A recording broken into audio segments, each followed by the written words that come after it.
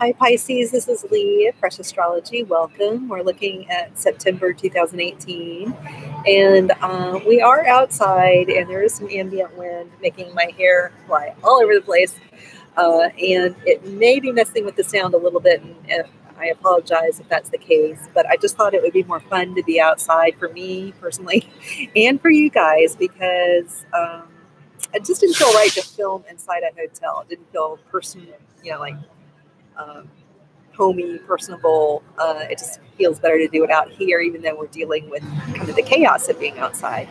But it just feels like it better. I think a lot about the environment of how I do these, even if it doesn't always reflect. You may not know that I'm thinking about that, but it just feels a lot better to be out in the fresh air to do these. So let's take a look at your September. We are definitely doing this live and on the fly, so it involves sometimes making mistakes and not having the chart set correctly, and I just realized we need to move yours around, so just bear with me. Always interesting to try new things, so we're trying YouTube live in this instance. All right. For some reason, I'm wanting to set you to PM, and the chart keeps wanting to go to AM. Let's see if...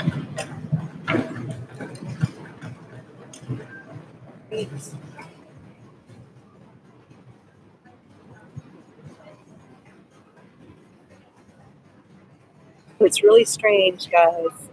I keep setting it to PM, and it keeps jumping into AM. I've never seen it do this. Let's see if I can get it to stick over here.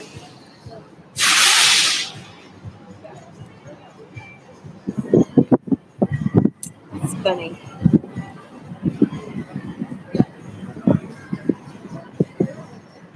Bear with me. My computer may be mad at the wind. I don't know. There we go. Okay, Pisces, here we go. So doing this live, this is a part of it. We just have to kind of go with what happens. All right, now we're set. Okay, so we started the month with the sun and Virgo, and then it moves from Virgo in your 7th house into Libra in your 8th house. And there's a lot of energy on this side of the chart because of the time of year. So this is, at every time of, every September, you've got the sun in Virgo starting the month, moving into Libra as we end the month. Usually flanking the sun, not too far away, we have Mercury and Venus, and that's the case here. Venus is a little ahead of the sun and Mercury. So Venus will start the month in the 8th house, which is a nice place to have it. It means maybe there's a little more money coming in, a little lift, a little extra help. And then Venus ends the month in the 9th house, and it's joining Jupiter. So hosting Jupiter in your 9th house is a really nice place to have it. Jupiter's very at home in the 9th house, and it's taking you in a new direction. You're learning a lot. So some of you are literally in college or university, in a university setting. But some of you are learning, in the school of life, but some big skills that take you in a new direction. And they definitely will help you out financially. Having Venus here, you really shine in the spotlight. So if you need to give a presentation, or you're in sales or marketing, or trying to get published, this is a very nice time for you.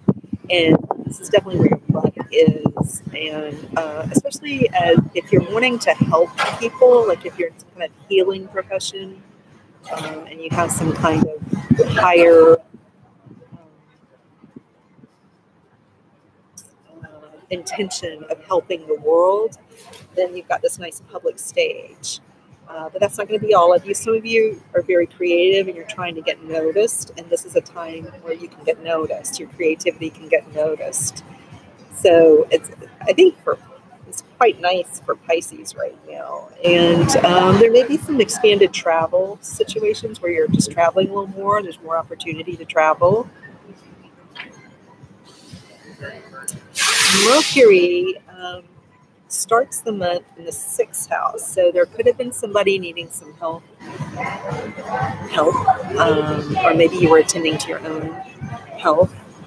It seems like it's more mental health oriented, or for some of you. Then Mercury's going to zoom through your 7th house, where it's easier to talk to people you're in partnership with. And then it's going to end the month up in the 8th house, where you may be discussing things behind the scenes, financial plans. It's just kind of a really, when I talk about Mercury and the Sun and Venus being in these areas, it's really normal, again, this time of year for these particular planets to be in this part of the chart.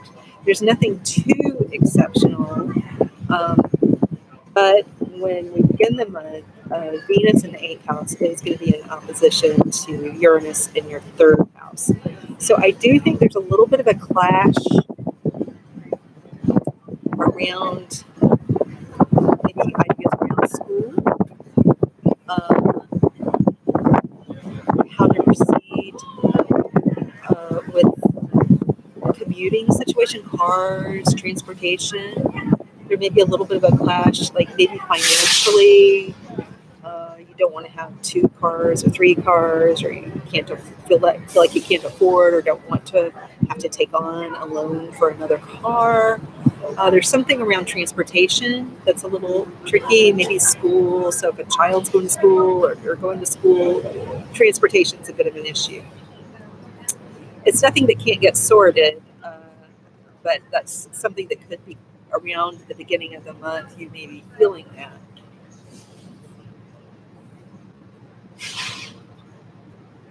So when I'm quiet, I'm just looking. One area that is interesting, because you've got all this like spotlight up at the top, near the top of your chart and financially. However, one thing that's somewhat challenging for you is this area of work. And I guess, hi Richard, how are you? Kind of toggling back and forth between this screen and the chart, but hello, thanks for saying hello. Trying to think what this means. I'm kind of putting together the fact that you're learning a lot, you're kind of shining, if you're on a stage, you're shining, you're looking good, it's a lucky place for you. However, I think one thing that's been a little challenging for Pisces is really seeing your way forward into what kind of future you have in general, like across the board. This is in relationships, this is in work, this is with your family, this is with kids, this is just across the board. Really seeing a pathway forward that works for you and you're comfortable with.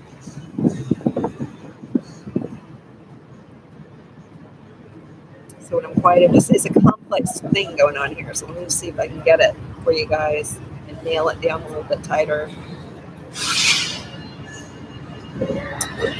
So there's been a little discomfort with, I think in a lot of ways, what I want to say is the way your future is playing out, at least like the part of your future you can see right now, it's not matching some expectations you may have had 10 years ago.